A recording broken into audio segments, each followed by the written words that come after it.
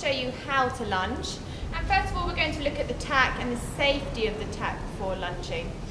I've now put on his saddle, and the most important thing to do is remember to twist your stirrup leathers so that they don't flap down when the horse is being lunged and scare the horse. You could, if you wanted to be safe, actually remove the stirrup leathers and stirrup irons, but I do find that by having the weight of the stirrup leather and iron, it does just keep the saddle flap a little less noisy on the horse's side. Obviously make sure your girth is up nice and tight. Got the cavesson fitted nice and snugly. I've taken the noseband off the bridle, and I've remembered to twist the rein through the throat lash. Very important that we do this so the reins don't flap and cause injury to the horse or the lunger. As you can see, I've also fitted boots onto Westie's legs. Always a good idea to fit boots when lunging because the horse is on a constant circle, the legs are crossing, and it avoids any kind of injury. I've got my lunge line attached to my cavesson. There are other methods of attaching the lunge line to the bit or the bridle, particularly if you had a strong horse, but that's something that you can speak to your instructor about. Making sure that my lunge line is in nice, even loops, not too long that I'm going to tread on them, and not too short that I've got too much to hold in my hand. I've also got my lunge whip in preparation for lunging. It's always a good idea to just tuck it under your arm when you're working around the horse and making sure that the horse isn't scared when working with the whip. It's a good idea to desensitise your horse to the lunge whip, making sure that they're not scared, because remember you do need your lunge whip when lunging because it is a backup for the rider's leg aids. Before we start lunging, just making sure that I'm happy with my lunge line. Take your whip down from under your arm.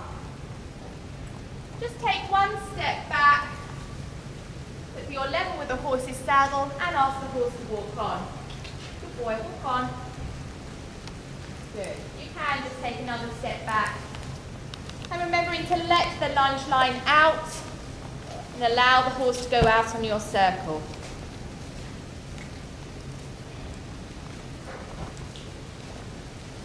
Whilst we are lunging, always remember a key point is to keep your belly button level with the horse's saddle. So you're then in a V shape, like so. So you've got the lunge line going out to the horse's head, and your whip as your leg aid, back up to your leg aid, pointing towards the horse's quarters. If your horse were to fall in on the circle, you could always take a step forwards and just direct your whip onto the horse's shoulder to encourage them to move over and move out onto the lunge circle. If your horse isn't very forward thinking, okay, you could always take a step forward with your lunge whip, okay, to encourage the horse to go forwards again. So I'm just checking that my loops are nice and safe, that I've clearly got the lunge line between my fingers and never ever wrapped around my hand. Good boy.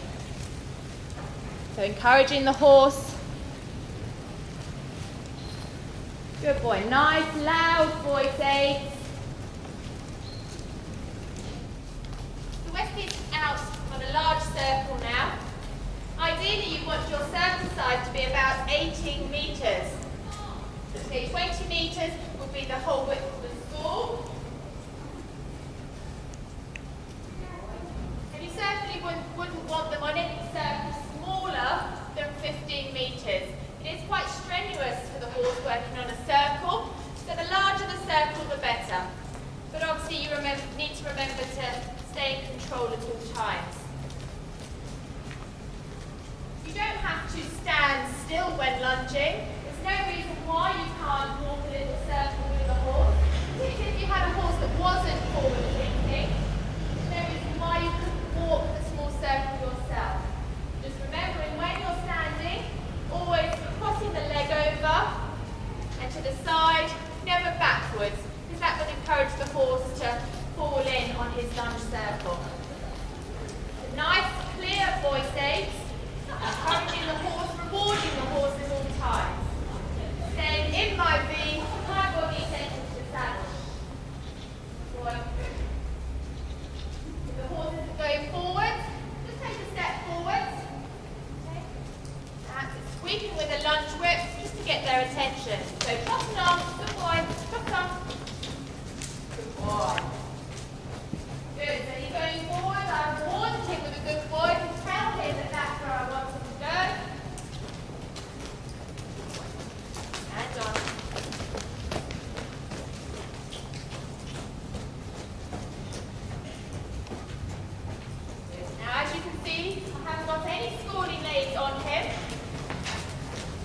be seen on other videos on the Horsemart website.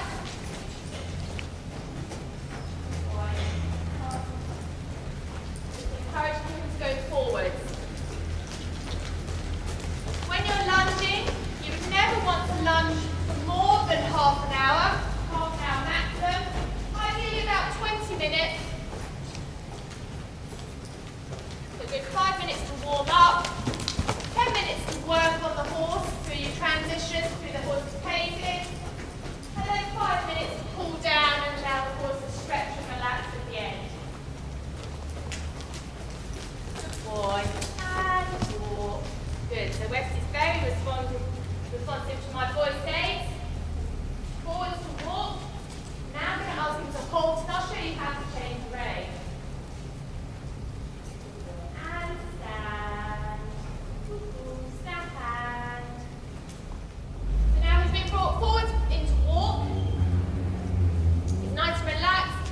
And now I'm going to show you how to change the rein. Westy, snap hand. And stand. Okay, so he's not quite listening. I've shortened my lunge line, taken a step towards him, and stand. And stand. And stand. Good. Okay, so he's standing. I can now put my lunge whip under my hand